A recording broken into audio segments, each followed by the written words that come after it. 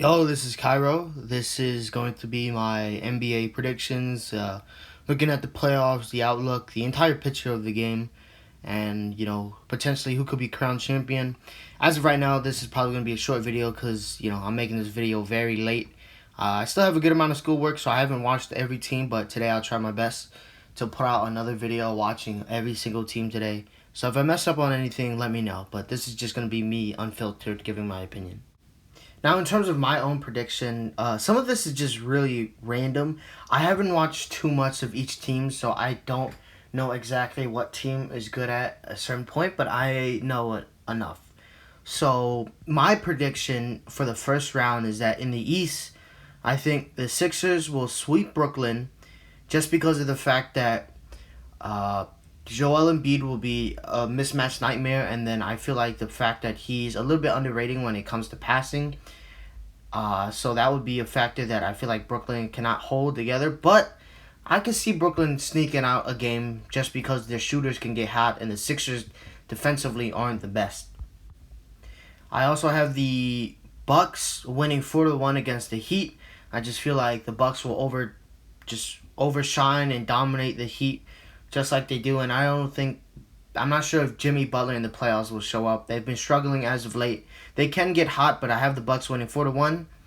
And with the Cavs and Knicks, I've looked a good amount into that series, and I honestly feel like the Knicks would win 4-3. I just have a feeling it's more of the depth that the Knicks have and the fact that they just have a little bit more experience. I know Donovan Mitchell is a big factor and they could always come alive, but I just feel like I just have a hunch that the Knicks would win 4-3 over the Cavs. Man, New York's going to go crazy over that.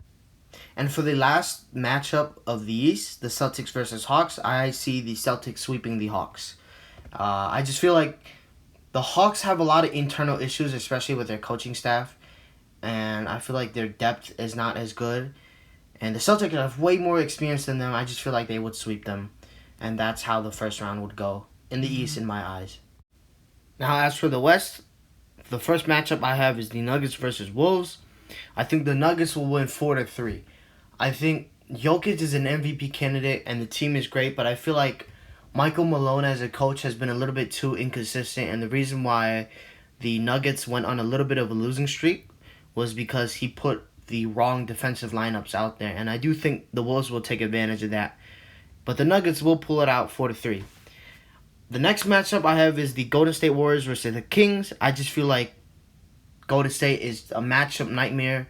They have the more experience, and I'm pretty sure the Kings are like dead last in defense. Their offense is amazing, but their defense is putrid. I have the Warriors winning 4-1. Now, when it comes to the Suns versus Clippers, this was the hardest matchup for me to decide. If Paul George returns, I know he's coming back from a leg injury, but if he returns, I could see the Clippers winning 4-2 or 4-3. That's just how I see it. I feel like the Suns, depth-wise, don't have as much, and I feel like they're also kind of like cursed a little bit. I know that's not research-based, but I just feel like they're a little bit cursed. And the Clippers, I feel like their coaching staff, Monty Williams as of late hasn't been the best coach, and I feel like Tyronn Lue might take advantage of that. So I feel like depth-wise, the Clippers have more, and they're a little bit more out there. But obviously, Kevin Durant can absolutely murder the Clippers if he wanted to. I know Kawhi is a big matchup, but realistically, I see the Clippers winning 4-2 or 4-3 if Paul George is healthy. The next matchup I have is the Lakers versus Grizzlies, and I do have the Lakers winning 4-2. The reason why I have the Lakers winning 4-2 is because I feel like AD will show out a little bit more. And I know Jaren Jackson Jr. is probably the Defensive Player of the Year. He's been absolutely playing out of his mind. But I generally feel like LeBron and AD will come alive in the playoffs, and they will get their own. And I feel like the Grizzlies have lost some people to injuries. I think Steven Adams and Brandon Clark won't be there. And they're amazing rebounders, and they play pretty good defense. So I feel like losing them will be an asset, which would be a negative towards the Grizzlies.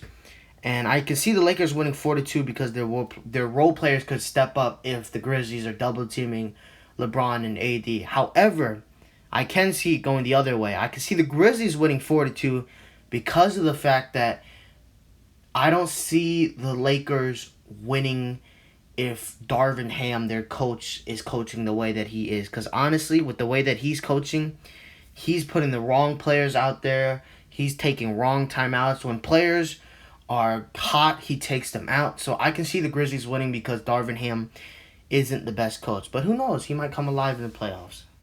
Now, those are my predictions for the first round. I know some of it was a hunch, and it's kind of stupid to say, without any research why. But I haven't got much time to watch some of these games. Today, I'll be a little bit more free to watch every game, so I'll try to post a video later tonight. But some things to look out for is the Paul George injury, the Jaylen Brown injury, the Brandon Clark and Steven Adams injuries. There's a good amount of injuries to really good role players out there. I don't know if I missed some, so I don't know yet. But those are some injuries to look out for. And one of the final things that I will say is that I do feel like defense will win championships. In the playoffs, you do see the fact that scores are a lot lower. And because defense is just up, the playoff atmosphere is just up there. So I feel like the best defensive team with a good defense has a chance to win. And also, if I'm completely wrong about any of this, I'm completely fine with owning up to my mistake. So if I'm completely wrong about anything, I'll just say that I'm wrong and I was just completely like an idiot about it.